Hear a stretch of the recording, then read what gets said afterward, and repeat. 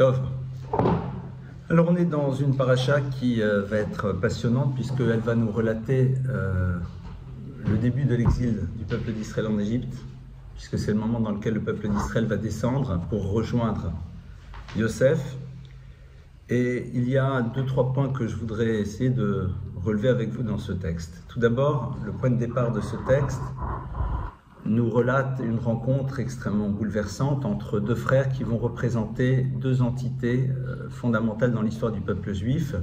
La rencontre entre Yosef, qui pour l'instant n'est pas encore connu de ses frères, et Yehuda, qui va être donc celui qui va incarner la Malchout, c'est-à-dire la royauté du peuple d'Israël, et donc de facto l'univers du Mashiach.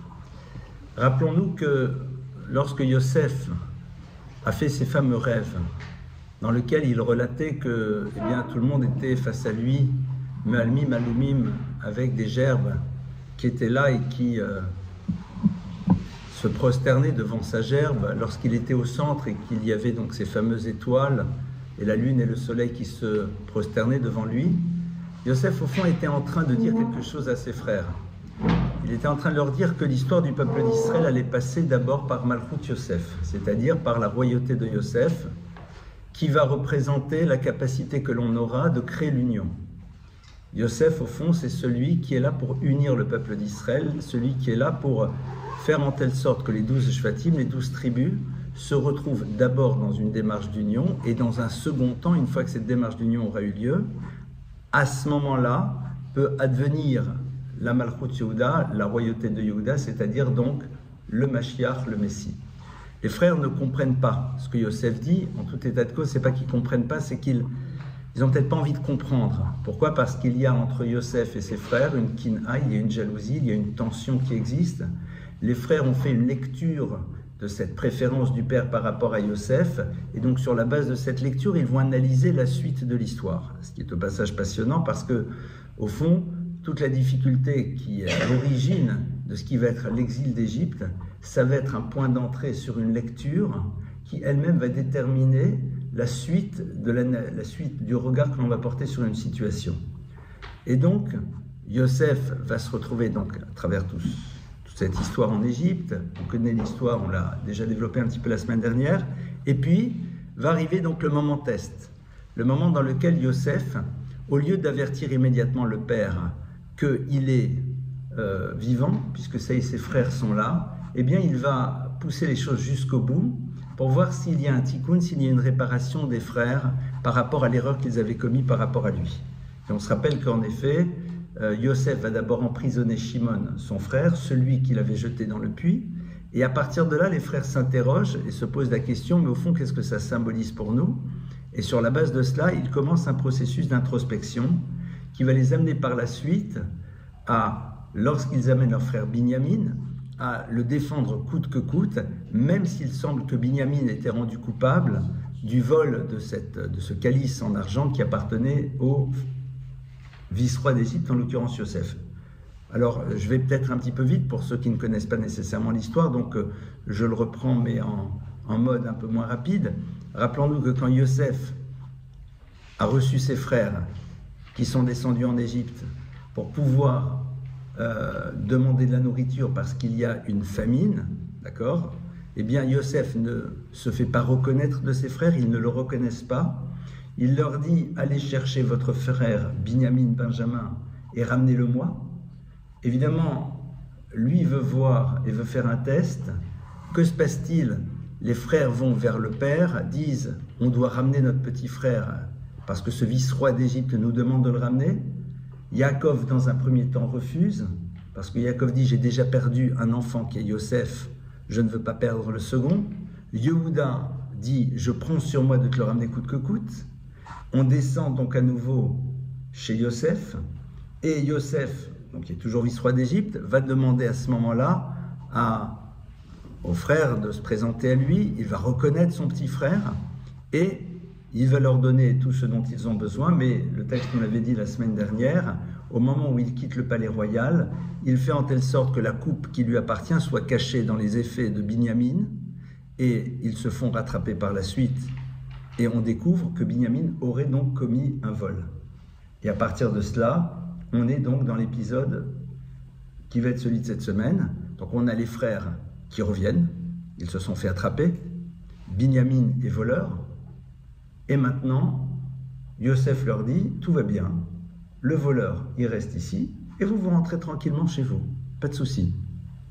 Et là maintenant, on arrive au cœur du combat, avec Yehuda qui se lève. Yehuda, rappelons-nous, s'est engagé formellement près de son père qu'il ramènerait son frère coûte que coûte.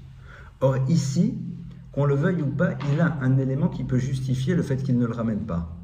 C'est que c'est Binyamin lui-même qui, comme on le dirait un peu légèrement, s'est mis dans la galère. Binyamin semble être le voleur, puisqu'on découvre cette coupe dans ses effets. Et donc, à partir de là, il va peut-être rentrer chez le père, il dira « j'aurais bien voulu le ramener ». Mais le problème, c'est que c'est lui-même qui s'est mis dans la galère. Il a volé la coupe du roi. Comment voulez-vous qu'on fasse? Et là, ici, Yehuda décide que non. Au fond, quelle va être la posture de Yehuda? Yehuda va être celui qui incarne la malchoute, la royauté. Or, l'univers de la royauté, c'est quoi? C'est la capacité de dépasser toutes les règles. C'est-à-dire, à un moment, de s'inscrire dans quelque chose qui dépasse ma logique par rapport à une situation. Yehuda est là, et Yosef est en droit de garder Binyamin. Il est en droit de le garder. Sans aucune ambiguïté, il a volé, il est en droit de le garder. Yehuda se rapproche de lui, et va dire non, même pas en rêve, Binyamin revient. Tu me gardes moi, tu fais ce que tu veux. Au fond, quel est l'argument qu'il apporte? L'argument qu'il apporte, il est très simple. Tu le vas mettre en prison. Et donc, qu'est-ce que ça va apporter? Tu vas le mettre en prison, super. Concrètement, tu as récupéré ta coupe? Oui. À quoi sert le fait de le mettre en prison? À rien. Strictement à rien. C'est pour ça que dans la Torah, il n'y a pas de prison. Parce que tu vas mettre quelqu'un en prison. Et donc, le dommage qui a déjà été effectué est déjà là. La prison ne réparera pas le dommage par rapport à celui qui en a été victime. Et quelque part, pire que cela, elle risque d'enfermer l'individu dans son histoire précédente et l'amener vers quelque chose d'encore pire à la suite. Donc Yosef est ici en train de dire, moi je considère que je désire le mettre en prison. C'est-à-dire que j'ai mon système et dans mon système, c'est ce qu'il doit faire. Et Yehuda lui dit, sors de ton système. Yehuda est en train de lui dire, je te demande d'envisager une autre lecture que l'on peut avoir face à une situation donnée. C'est passionnant. Parce que cette capacité à avoir une autre lecture face à une situation donnée, les frères ne l'ont pas eue. Lorsque leur frère Yosef leur avait raconté les rêves, ils avaient décidé de faire la lecture qui était « Yosef veut prendre le pouvoir et donc il doit être condamné ». Mais au fond, ils pouvaient faire une autre lecture. Ils ne l'ont pas faite. Ce qui est intéressant, c'est que maintenant, pour sauver Binyamin, Yehuda dit à Yosef quelque chose qu'ils n'ont pas réussi à faire eux. Il faut que tu aies une autre lecture, non pas de l'événement qui est là, mais de la manière dont on doit réagir par rapport à un événement. Quand Yosef a raconté ses rêves, c'est une réalité, il décrit quelque chose. La question n'est pas de savoir qu'est-ce qu'il décrit, la question est de savoir comment tu réagis. Or, tu as décidé que ce qu'il est en train de me dire, ça veut dire qu'il veut prendre la royauté, why not? Pourquoi pas? Alors allons-y, il veut prendre la royauté. Et donc, est-ce qu'il n'y a pas un autre moyen de régler les problèmes? Est-ce qu'il n'y a pas un autre moyen d'échapper à la situation? Il veut devenir roi et toi tu considères qu'il ne peut pas devenir roi d'Israël. Très bien, alors réfléchissons. Il y a peut-être d'autres solutions. Ici, c'est la même chose. Il y a peut-être d'autres solutions par rapport à cette situation. Et c'est là où, en effet, commence ce combat entre Yosef et Yehuda. Yosef et Yehuda, donc, vont s'affronter parce que Yosef veut voir jusqu'à où Yehuda est prêt à aller dans le choix qu'il a fait de l'argument qui est le sien pour être sûr que cet argument est vraiment quelque chose qu'il fait exister et qui, pour lui, fait partie d'une réalité nouvelle. Traduit de manière différente, est-ce que c'est juste un argument que tu amènes ou est-ce que tu es ici dans une forme de conviction profonde que c'est comme ça qu'il faut faire? Pourquoi? Parce que toute l'histoire future du peuple juif devra se construire sur ce principe. c'est quelle est la lecture que je décide de faire et est-ce que j'imagine pouvoir faire une autre lecture des choses. Parce que le problème du juif dans l'histoire, ça serait quoi dans l'exil? Le problème du juif, ça serait la lecture qu'il fera des événements auxquels il sera confronté.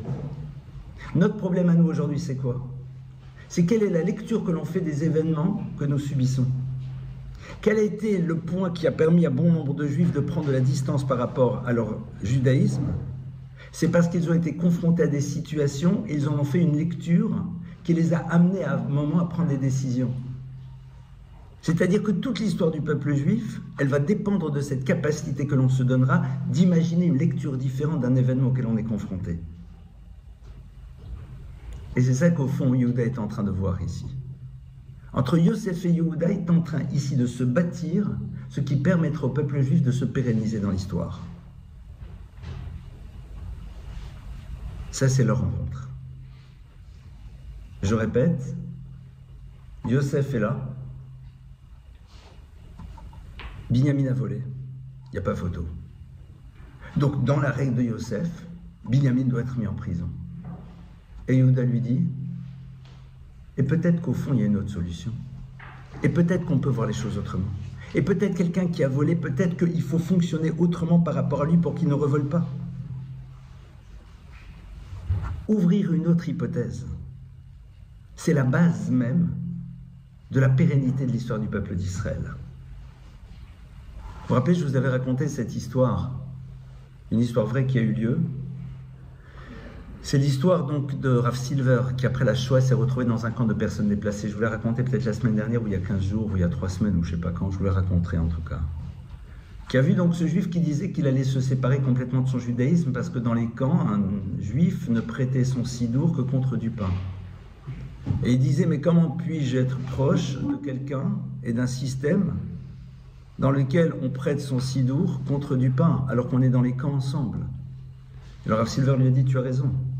Mais pourquoi tu regardes celui qui a demandé du pain pour prêter le sidour? Pourquoi tu ne regardes pas celui qui a donné son pain pour avoir le sidour? C'est-à-dire, est-ce que tu es prêt à voir autre chose? Est-ce que tu es prêt à voir autre chose? C'est au passage un petit peu tout l'enjeu de ce qui va se passer dans les épisodes dans lesquels le Mashiach est en train d'advenir, dans lequel on est en train de se plaindre, et dans lequel Dieu dit, mais je suis en train de faire venir le Mashiach. Mais pourquoi tu ne veux pas le voir? Pourquoi tu ne veux pas le regarder? Regardez aujourd'hui, c'est très intéressant, je fais juste un petit micro-parenthèse par rapport aux événements auxquels on est confronté. Combien de juifs sont en train de se dire, non mais c'est pas normal, mais c'est pas juste, mais pourquoi ceci, mais pourquoi cela? C'est-à-dire tu vois ce qui se passe comme étant une forme de sanction, comme une forme d'affermement, alors qu'en vérité c'est un cadeau. Un cadeau lourd, un cadeau difficile, mais un cadeau qui te permet maintenant de te dire, ça y est, c'est bon, on fonctionne autrement. Ça y est, c'est bon. Si on avait encore besoin d'une preuve, on l'a, ça y est, c'est bon. Quelque part, c'est nous rendre service, parce qu'il y a un futur dans lequel il faudra être présentable. Yosef donc lâche rien, pour voir si pour Yehuda, cette proposition de lecture différente qu'il fait de l'événement est quelque chose qui s'est inscrit maintenant à l'intérieur de ce que j'appellerais presque son ADN. Mais pourquoi est-ce que Yehuda ouvre cette perspective? Parce que Yehuda, en vérité, a dit à son père, si je ne te l'amène pas, eh bien, je considère que j'ai fauté pour toi ad vitam aeternam. Et Yehuda dit, je perds ma place dans le monde-ci et dans le monde futur. Qu'est-ce qu'il a dit, Yehuda? Yehuda est en train de dire qu'on ne peut pas inscrire sa vie dans un système dans lequel on ne peut pas créer une autre hypothèse face à une situation. On ne peut pas arriver dans le monde futur si on a créé un système dans lequel on ne pouvait pas imaginer une autre lecture que celle qu'on avait décidé d'avoir. C'est pas possible. À partir de là, Yosef maintenant va pouvoir se dévoiler. Quand Yosef a vu que ça y est maintenant, ce système-là va faire partie de l'histoire d'Israël, que celui qui représente la malchoute, la royauté, fonctionne de cette manière, à ce moment-là, l'histoire du peuple juif, elle peut exister. Et donc, à ce moment-là, il peut se révéler. Et il va dire, Ani Yosef haod avichai. Et là, il continue. Il dit, je suis Yosef, est-ce que mon père est encore vivant? Et le texte nous dit que les frères ne peuvent pas répondre tellement ils sont bouleversés. Il y a deux questions qui se posent. La première, c'est quoi cette question que tu poses, pardonnez-moi? Je suis Yosef, est-ce que mon père est vivant? Mais ils viennent de lui dire que le père était vivant, puisqu'il leur avait demandé déjà précédemment. Pourquoi il leur redemande? Ah, Odavichai, est-ce que mon père est encore vivant? Et là, le texte nous dit, et à ce moment-là, ils ne peuvent plus rien répondre.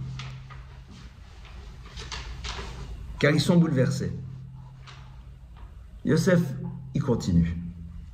Yosef, il continue parce qu'il sait qu'il faut que les shvatim, que les tribus, prennent la mesure de l'incapacité qu'ils ont eue à un moment de prendre la mesure de ce qu'ils étaient en train de mettre en place. Parce que toute l'histoire du juif, elle n'existe que dans la mesure où on est prêt à prendre la mesure de l'impact que vont avoir les mouvements que l'on aura à l'intérieur du monde. Le clan d'Israël n'existe que parce que justement il y a cet état de conscience clair de l'impact qu'il peut avoir dans le monde. Si tu n'as pas conscience de l'impact que tu peux avoir dans le monde, alors tu ne vis pas la vie qui doit être la tienne. Et quand tu agis, tu n'agis pas avec l'intensité qui devrait être la tienne. La première chose, il leur dit, Yahuda Vichai, mon père est encore vivant. C'est-à-dire, est-ce que vous avez pris la mesure de ce que vous pouviez générer à travers ce que vous avez fait? Est-ce que vous avez pris la mesure? C'est-à-dire que vous avez dit qu'il faut absolument que Yosef disparaisse. Mais est-ce que vous êtes posé la question de l'impact que ça pouvait avoir sur le père? Ah, Odavichai. Ça, c'est la première des choses qu'il dit. Seconde chose, le texte nous dit que il leur dit Ani Yosef, je suis Yosef. Enfin, c'est la première des choses. Ça veut dire quoi, Ani Yosef? C'est que tout simplement, il leur dit maintenant je suis Yosef. Comment vous comprenez l'histoire? Comment vous comprenez l'histoire? Et le texte nous dit qu'ils se taisent. Et sur place, Chazal, Chachamim nous disent que Oilanum Yomadin, Oilanum Yomatochecha. Combien sera difficile le jour du jugement? Combien difficile sera le jour où on nous fera des remontrances? Car si déjà quand les frères ont dit à Yosef, quand Yosef a dit à ses frères, pardonnez-moi, je suis Yosef, ils sont bouleversés, nous a fortiori. Essayez d'éteindre les portables. Alors, la question elle est comme ça. Yosef leur a dit, je suis Yosef, ils sont bouleversés, c'est normal. En vérité, ce qui les bouleverse, c'est pas de retrouver Yosef. Ce qui les bouleverse, c'est de réaliser qu'en vérité, toute l'histoire, elle est partie sur la base justement d'une mauvaise lecture. Ce que Yosef a voulu vérifier avec Yehuda, et qu'ils n'ont pas été capables de faire à ce moment-là. À ce moment-là, ils n'ont pas été prêts à imaginer une autre lecture. Le fait de ne pas être prêt à imaginer une autre lecture et d'avoir une certitude les a amenés à mettre en place un processus qui aurait pu être dramatique.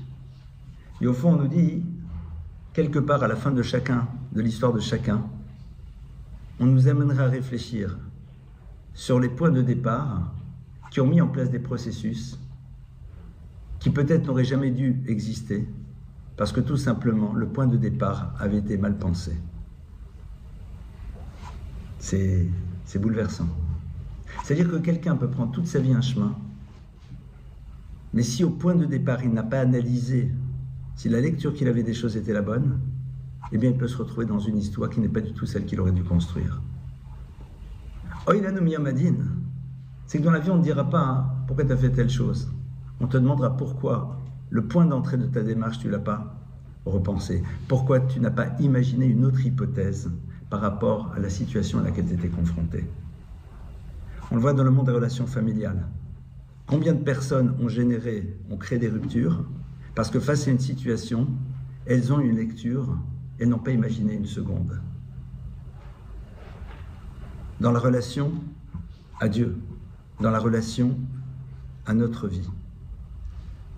Ici, on est face, je pense, à un des textes les plus bouleversants de la Torah, qui nous remet face à la nécessité absolue d'être sûr que les mouvements que l'on opère sur la base d'une certitude,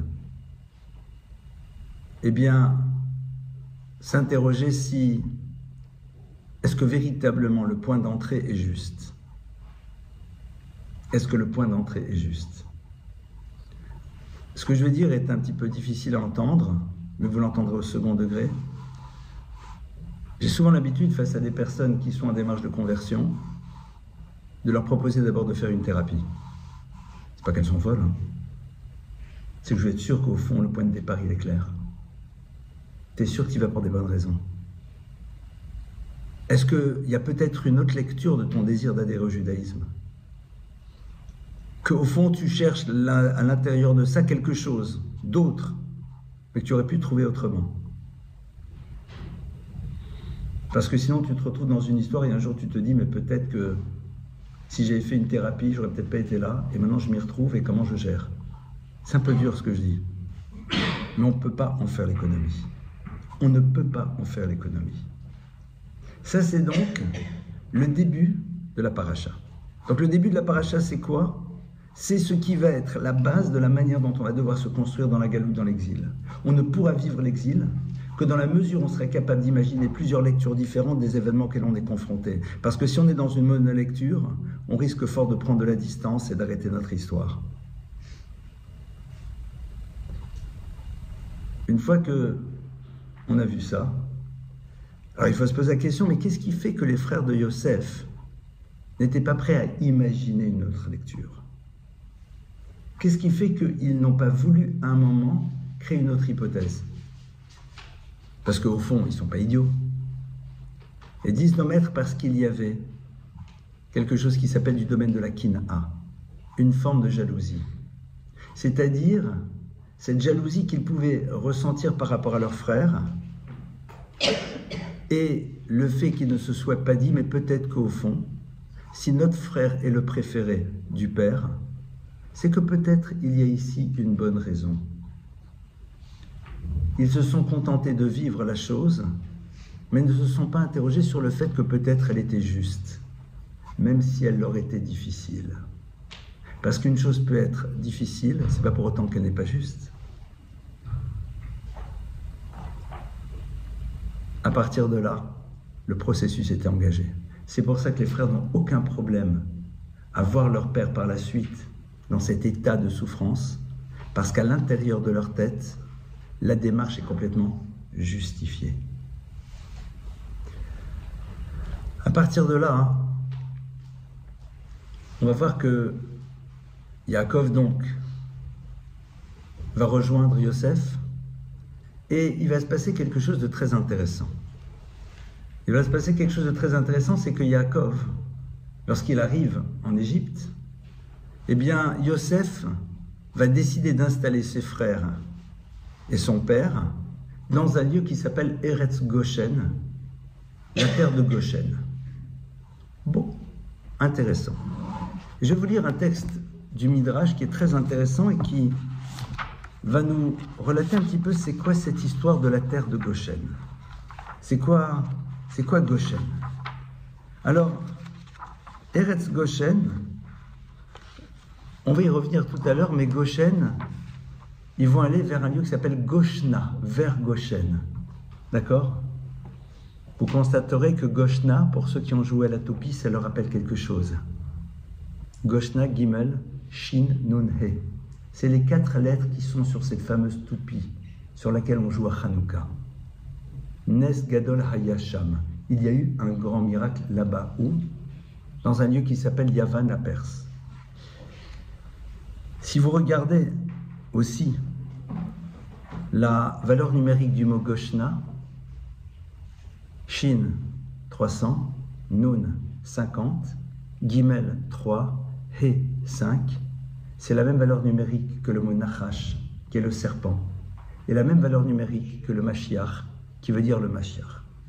On va y revenir dans quelques instants. Je vais d'abord vous lire le texte du Midrash. Le texte du Midrash nous dit que il va y avoir à un moment un événement qui fait partie des épreuves d'Abraham, qui est le moment dans lequel le pharaon récupère Sarah. Vous vous rappelez de cet épisode? Abraham est parti de chez lui, et le pharaon voit Sarah, et donc l'amène vers lui. Et le texte nous dit, mais avoto ota paro katavla bishtak tuva kol mamono. Il dit quand Paro voit Sarah, il a tellement envie de la posséder au sens le plus noble du terme, mais dans toutes les dimensions aussi, il a tellement envie qu'elle fasse partie de son histoire, qu'il lui écrit une dot magnifique. V'katavlet Eretz Goshen lachouza. Et en même temps, il écrit que la terre de Goshen sera pour elle une possession. C'est la raison pour laquelle les enfants d'Israël habiteront par la suite dans la terre de Goshen, parce que c'est la terre de Sarah, notre maître, notre ancêtre. Très curieux. Le texte nous dit qu'on va arrêter, on va se mettre en terre de Goshen, en terre de Goshen, en terre de Goshen. C'est quoi au fond cette histoire de Goshen? Alors c'est très intéressant parce que le Midrash va nous dire autre chose. Que veut dire le mot Goshen? Goshen vient de la racine la Geshet. La Geshet, ça veut dire plusieurs choses. Première chose, Vaïgash et la Yehuda, se rapprocher. Et le terme de Vaïgash nous renvoie aussi à l'univers de la guerre et de la paix. Le terme de la Geshet, s'approcher, va être utilisé à la fois dans la Torah pour être proche, pour l'univers de la paix et l'univers de la guerre. Alors, on va essayer de mieux comprendre pourquoi Yosef maintenant les envoie en Eretz Goshen.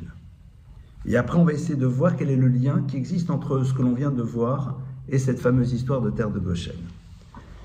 C'est ça que de toute façon, quand le Midrash nous donne plusieurs lectures d'un terme, c'est qu'elles sont complémentaires. La terme de la notion de la Geshet, Gash, se rapprocher, c'est à la racine d'un autre mot qui est le mot Gesher qui veut dire un pont. C'est quoi le principe du pont? Le pont, c'est ce qui permet d'unir deux choses, mais en leur permettant de rester chacune là où elles sont. C'est ça le principe. C'est-à-dire que maintenant, la rive droite est liée à la rive gauche, mais la rive droite reste la rive droite, la rive gauche reste la rive gauche. Mais l'une et l'autre sont liées, puisque le pont arrive et est en contact avec les deux. La notion donc de la Geshet, c'est de créer un lien qui n'empêche pas aux deux éléments qui sont liés de rester ce qu'ils doivent être. Lorsque vous avez deux éléments qui sont liés, et ces deux éléments qui sont liés restent malgré tout dans ce qu'ils sont, il y peut y avoir une démarche de rapprochement et une démarche de séparation.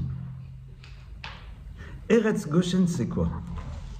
Eretz Goshen, c'est le lieu que le pharaon veut donner à Sarah, parce que même s'il a conscience que Sarah, elle est sur une rive et lui est sur l'autre, il veut qu'il y ait un lien indéfectible qui existe. Traduction du Midrash, le pharaon est déjà en train de mettre en place ce qui permettra la galoute, c'est-à-dire le lien et le contact qui au bout d'un moment fera disparaître ton identité. C'est ce qu'il veut. C'est pas pour rien que Goshna, c'est Yavan, c'est la Perse. C'est pas pour rien que Goshna, c'est à la fois le Mashiach et le Nachash. Pourquoi? Parce que c'est quoi le but du Nachash? C'est quoi le but du serpent? C'est de faire en telle sorte que l'être humain se détache du Créateur. C'est quoi le but du Mashiach? C'est qu'il y ait de nouveau ce lien. Comment est-ce que le serpent crée cette rupture? En créant le lien avec l'individu. Le Mashiach est là pour nous amener à recréer un lien avec le Créateur. Quand Yosef a son père et ses frères qui arrivent en Égypte, Yosef sait très bien que être en exil, c'est être en lien avec les univers dans lesquels on sera, qu'on le veuille ou pas. C'est sûr. La question, elle est de savoir, est-ce que ce lien va juste être une réalité dans laquelle chacun reste là où il se trouve, et donc un lien qui développe une milchama, une guerre, c'est-à-dire chacun fait en telle sorte de rester là où il se trouve et d'empêcher l'autre d'accéder là où il est, ou alors au contraire le shalom, la paix, mais ici dans sa dimension négative, puisqu'elle fait qu'au bout d'un moment, ce lien permet à l'un d'aller vers l'autre et au bout d'un moment, amène l'individu à perdre son identité. Yosef sait très bien que l'exil qui commence maintenant, l'enjeu numéro 1 de celui-ci sera l'impact que les nations du monde auront par rapport au peuple d'Israël. Et que le peuple juif se retrouvera, qu'on le veuille ou pas, en lien avec les nations dans lesquelles il se trouve. Ça va être une réalité concrète. La question, elle est de savoir, est-ce que chacun restera sur sa rive? C'est-à-dire, est-ce que l'on fera une guerre pour pouvoir empêcher l'autre d'utiliser ce pont pour me rejoindre?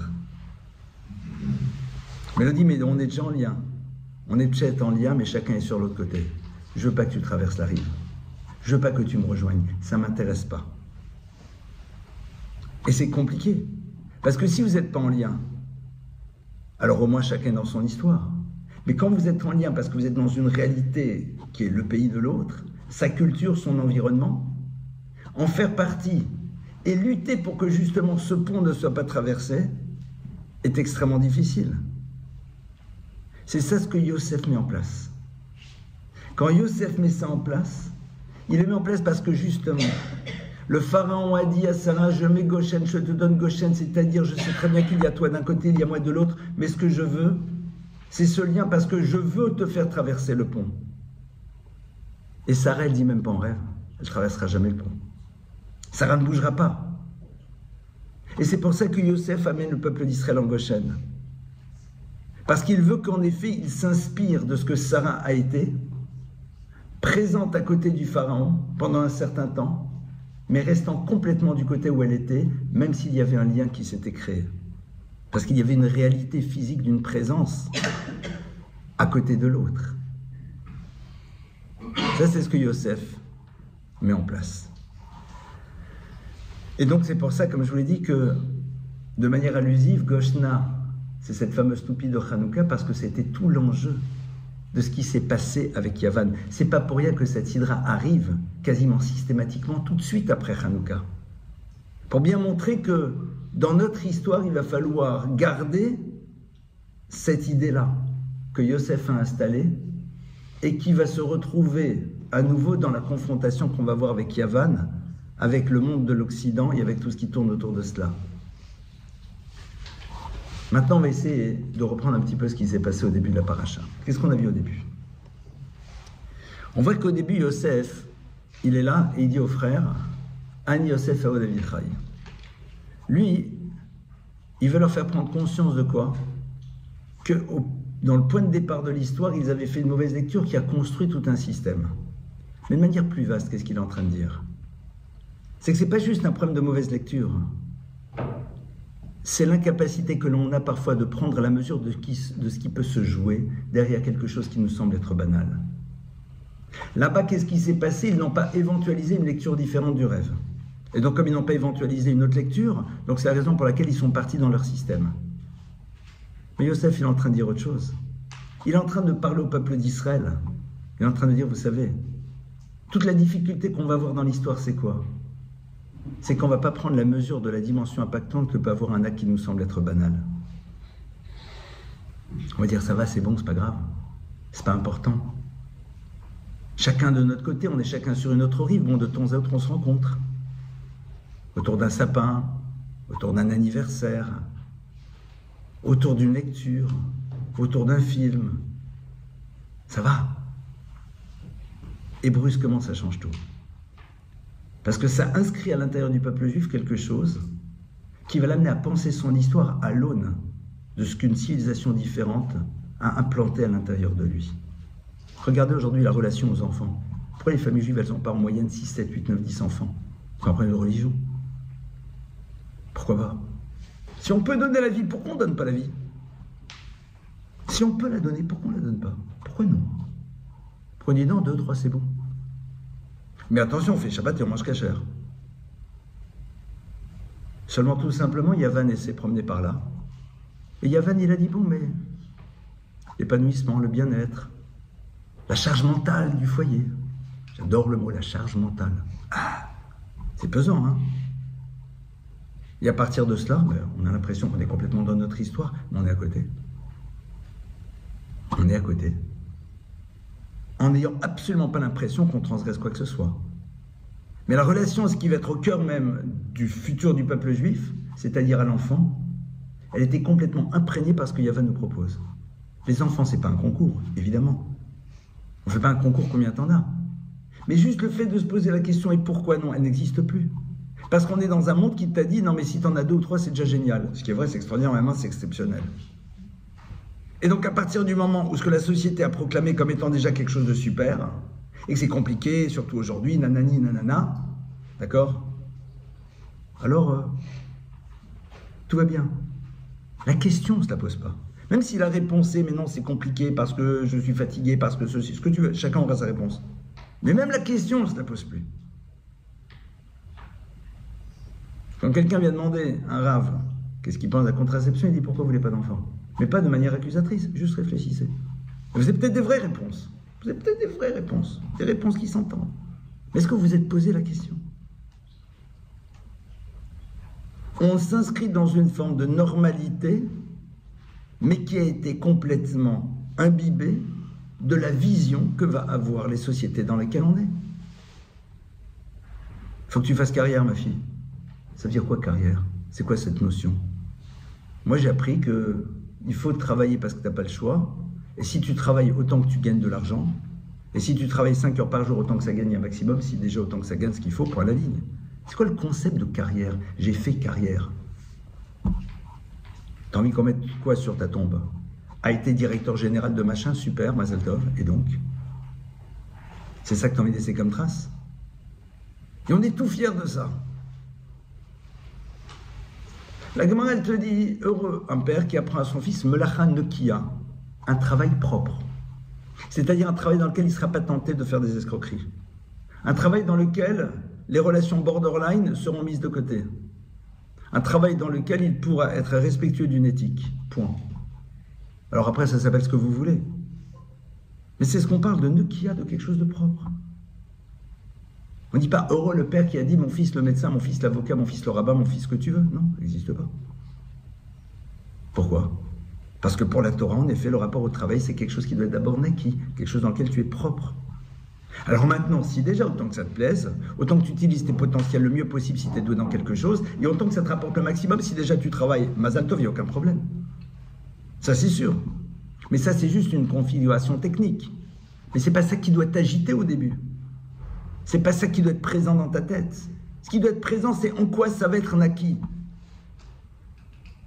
En quoi ça me permet de rester propre, quelqu'un de droit, d'intègre. Pourquoi je me confronte à des choses qui risquent de m'amener justement à me battre contre des choses? Non. Et je peux vous en donner des dizaines des exemples. Yosef, il dit aux frères, voilà, n'oubliez pas aussi une autre chose, c'est qu'il n'y a pas juste un problème de mauvaise lecture, il y a un problème de point d'entrée dans tous les domaines. Savoir c'est quoi le point d'entrée. Et il repose sur quoi? Et pour que vous en ayez, pour que vous puissiez être sûr que votre point d'entrée il correspond à ce que Dieu attend de nous, alors d'abord on va en Eretz Goshen. Et regardez ce qu'il va dire. Il va dire, et maintenant, à ses frères, quand vous allez rencontrer le pharaon, il va vous demander qu'est-ce que vous faites dans la ville, vous allez lui dire, non, non, nous on est bergers. Pourquoi? Ki toavat Mitzrayim kol roetson. Pourquoi? Parce que l'abomination des Égyptiens, c'est ceux qui sont bergers. Ça va. On va de nouveau créer dès le début de l'histoire l'image négative du juif. Toavat. Il faut que vous fassiez tout ce qu'il faut pour qu'ils aient même pas envie de s'intéresser à vous. Ça veut dire que tu dois prendre la mesure du danger de l'intérêt que tu peux représenter par rapport aux nations du monde. Tu peux représenter pour un intérêt, c'est quoi leur intérêt? C'est d'installer leur vision du monde sans avoir quoi que ce soit dans l'univers qui les remette en cause. C'est la manière de vivre la plus confortable, peut-être, mais d'un autre côté, celle qui t'empêche de réaliser ce que tu dois être. Donc faites tout ce qu'il faut pour qu'ils n'aient pas envie de se rapprocher de vous. C'est fou. Pourquoi?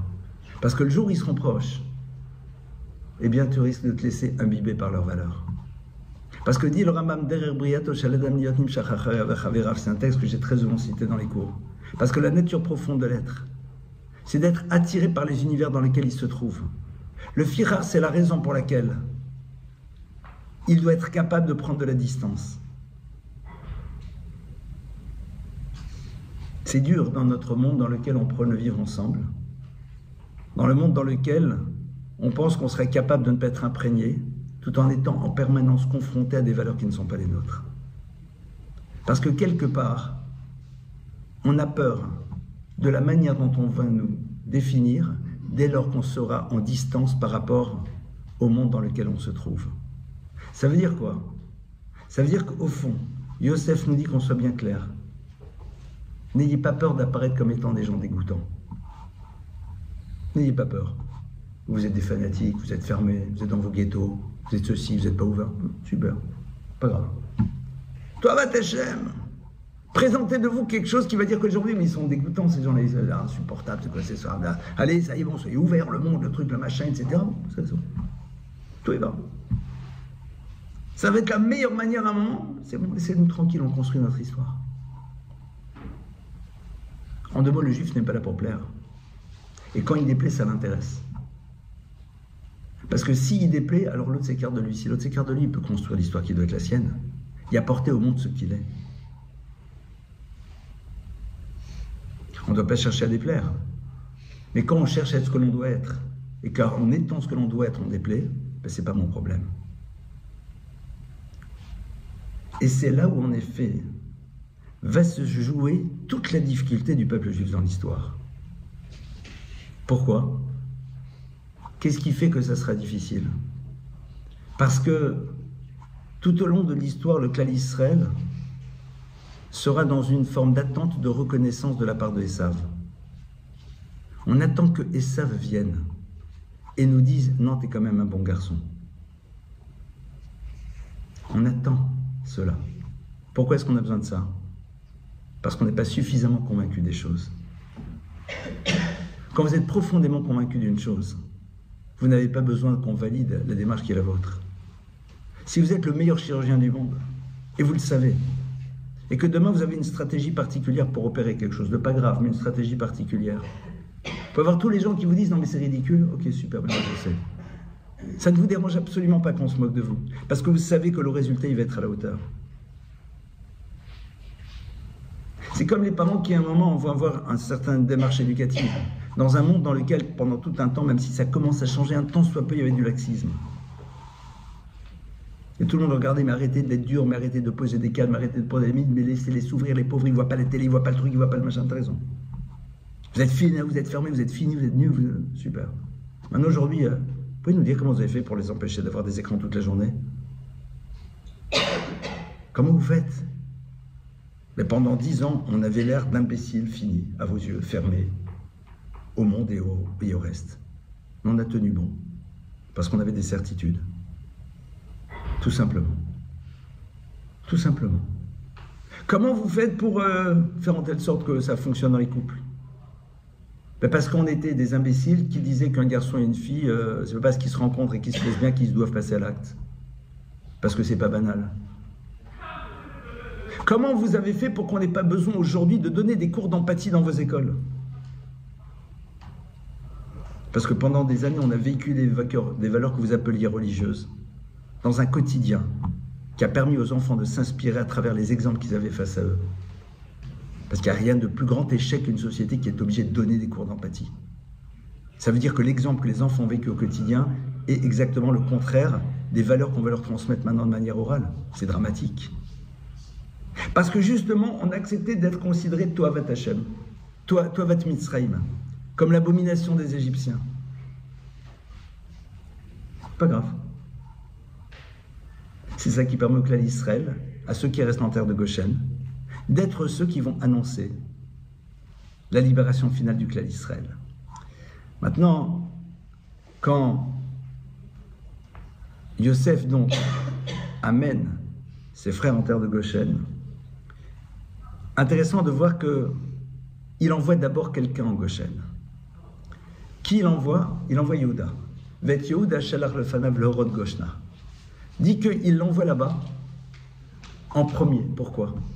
Dit Rashi, pour créer un Beth Midrash, pour créer un lieu d'étude. Ça veut dire quoi? Ça veut dire que la terre de Goshen n'existe que dans la mesure où là-bas il y a un lieu d'étude. Traduit de manière différente, ces notions-là, tu ne peux les acquérir qu'à l'intérieur du monde du Beth Midrash, qu'à l'intérieur du monde de l'étude. Si tu n'étudies pas la Torah, tu ne peux pas comprendre ce qu'on te dit. Si tu ne rentres pas dans le monde du Beth Midrash, dans le monde dans lequel tu ouvres un livre de Torah, et tu t'y confrontes, et tu te laisses bouleverser par ce qu'il y a à l'intérieur, ce qu'on te racontera sera incompréhensible. Regardez, quelqu'un qui n'a pas étudié, qui n'a pas envie d'étudier, pour qui l'étude n'est pas importante, ne peut pas entendre un discours pareil. Parce que quelque part, il est l'expression d'une forme de fermeture par rapport au monde. Ça, c'est ce qu'on appelle la dimension sgoulite de l'étude. C'est la dimension qui va au-delà de la logique dans ce que peut amener l'étude à l'individu. La Gemara nous dit Alvayot Yazo Vetorati Shamaru Shamar Sheva Marzira le Moutav. Dieu dit ça ne me dérange pas si le peuple juif m'oubliait, mais qu'ils aient gardé l'étude de la Torah. La lumière de la Torah les ramènera vers quelque chose. Il y a à l'intérieur de l'étude quelque chose qui nous dépasse radicalement et qui fait que cette conviction et cette certitude s'inscrivent profondément à l'intérieur de nous, si tant est qu'on est prêt à la recevoir et qu'on est prêt surtout à en assumer les conséquences. Parce que si je veux que l'étude reste au niveau de l'esprit, mais je ne veux pas qu'elle pénètre au niveau du cœur, quelque part, elle ne produira rien. Alors c'est intéressant de réaliser que Yosef c'est le symbole du cœur et que Yehuda c'est le symbole de l'esprit, de la tête. Et Yosef il envoie Yehuda. Si Yosef il envoie Yehuda, il dit le Beth Midrash qui va être construit à Goshen. Le Beth Midrash qui va être construit dans un univers dans lequel on va prendre à l'individu. Qu'il y a deux rives, qu'on est en lien, mais que chacun reste de son côté. Parce que c'est comme ça qu'on construit sa future histoire. Eh bien, ce Beth Midrash-là, c'est un Beth Midrash dans lequel les deux éléments doivent être présents. Il y a à la fois la connaissance et le savoir, mais en même temps le désir que celui-ci pénètre à l'intérieur de nous-mêmes et nous transforme. C'est-à-dire être prêt à vivre la dimension impliquante d'une étude et d'être prêt à recevoir ce qu'elle va transformer à l'intérieur de nous. En deux mots, être ouvert à ce que la parole d'Hachem agisse chez l'individu. Ne pas avoir peur de retrouver ce que l'on est censé être. La peur que l'on a, c'est quoi? C'est que lorsque quand tu vis pleinement cette dimension-là, le monde qui est autour de toi, tu le regardes différemment. Et quelque part, c'est comme un supporter du PSG qui ne peut pas s'imaginer être autre chose qu'un supporter du PSG toute sa vie. C'est pathétique. Je me rappelle de quelqu'un qui me disait « Mais je ne me vois pas ne plus aller aux courses tous les samedis après-midi. » Je lui ai dit « Ouvre la Gemara. » Et tu vas découvrir un jour que ça ne représente plus rien pour toi. Pourquoi? Parce que tout simplement, la Torah va faire l'effet qui doit être le sien chez toi, mets de côté ta peur de sortir de ce que tu crois être tes zones de confort, mais qui au fond ne sont que des lieux d'habitude, sans plus. Mets de côté cela. Pour ça, il faut faire preuve de courage.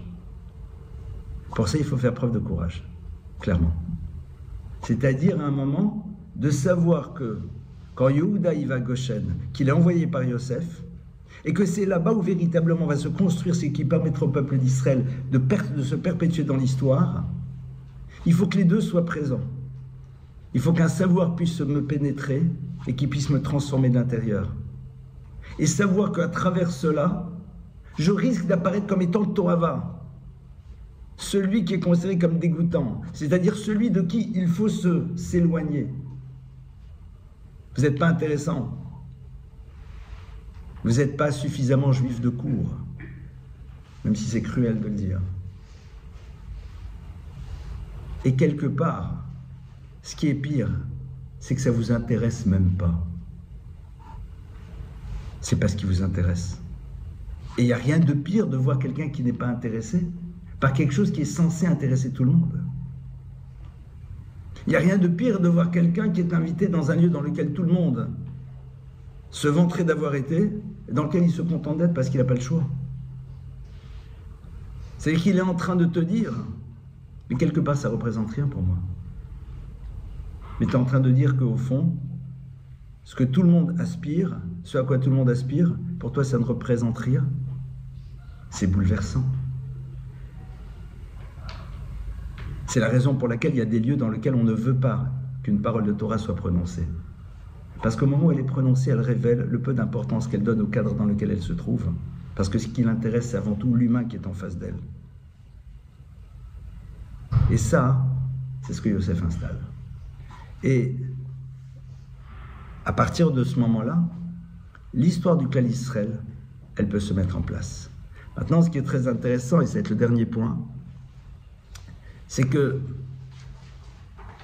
lorsque Yosef apprend à ses frères qu'il est Yosef, il va faire en telle sorte que son père arrive, il va aller le faire chercher, et il y a marqué à un moment que Yosef, pour aller à sa rencontre, c'est lui-même qui va sceller son propre carrosse. Qu'est-ce que tu as besoin de te raconter une histoire pareille? Vous avez le vice-roi d'Égypte qui est en train de tourner la manivelle pour faire ça, pour faire démarrer l'attraction avant. Vous imaginez, on va essayer de le représenter, d'accord? Où il est en train d'aller chercher l'essence à la pompe, et de vérifier l'huile, et de faire la pression des pneus pour pouvoir aller à la rencontre. Ribono shel olam, t'es vice-roi d'Égypte. Qu'est-ce que Yosef est en train de donner comme message? Yosef est en train de donner un ultime message. C'est quoi? C'est que il y a une notion que l'on appelle la mitzvah de Kibud Avem, le respect des parents. Mais en quoi il respecte son père ici? Son père n'est pas là. Ce qui est important pour son père, c'est qu'il arrive à destination. Ce qui est important pour le père, c'est que Yosef arrive devant lui. Alors que Yosef ait fait démarrer tout seul la voiture, qu'il ait scellé les chevaux ou autre chose, ça ne change rien. Puisque le but, c'est quoi? C'est qu'il se retrouve devant. Yosef est en train de dire non. Nous ne sommes pas dans un monde dans lequel ce qui nous intéresse, c'est avant tout la posture finale.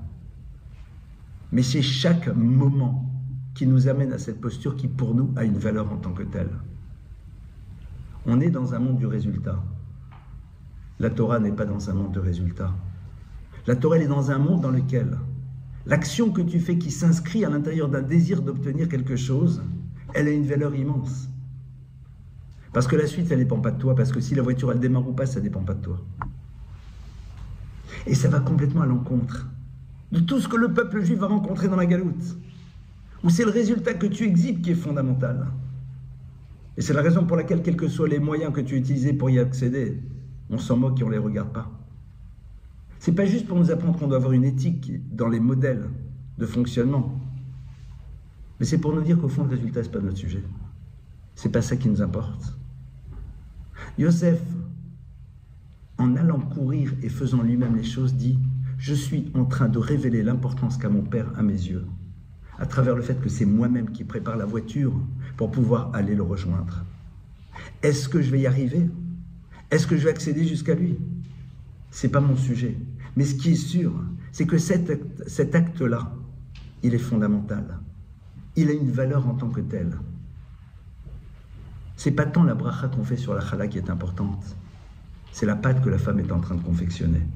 Est-ce que la pâte va bien monter? Est-ce que les chalotes seront bien cuites? Est-ce que ça sera celle qui sera utilisée à table pour faire la bracha? C'est encore une autre histoire. Ça, c'est autre chose. Mais tu révèles l'importance de la chose à travers cet acte qui s'inscrit à l'intérieur de quelque chose qui peut amener un résultat. Qui peut amener un résultat. C'est pour ça que la Gemara nous dit le fum tsaragra, que c'est l'effort qui va définir la récompense. Parce qu'il révèle l'importance que tu donnes à la chose. Ça, c'est ce que Yosef y transmet. Yosef y transmet que ce qui veut aussi maintenir le peuple juif dans l'histoire, c'est cette vision de l'existence, dans laquelle ce n'est pas le résultat qui importe. Ce n'est pas ça qui est fondamental. Ce qui importe, c'est quoi? C'est qu'au moment où tu mets en place un processus pour arriver à un résultat, tu révèles l'importance de la chose à travers ton investissement par rapport à ça. C'est ça qui va être fondamental. Ce qui se passe après, ben c'est ce qui se passera après. Voilà quelques éléments de réflexion que je voulais partager avec vous et qui nous montrent au fond que dans ce moment crucial de l'histoire, où le peuple d'Israël est en train d'arriver en exil, parce que c'est le début de l'exil qui se met en place, voilà au fond les fondamentaux que Yosef inscrit à l'intérieur du peuple juif pour savoir comment aborder et vivre l'exil pour pouvoir mieux par la suite en ressortir. Je vous remercie pour votre écoute et on passe à vos questions.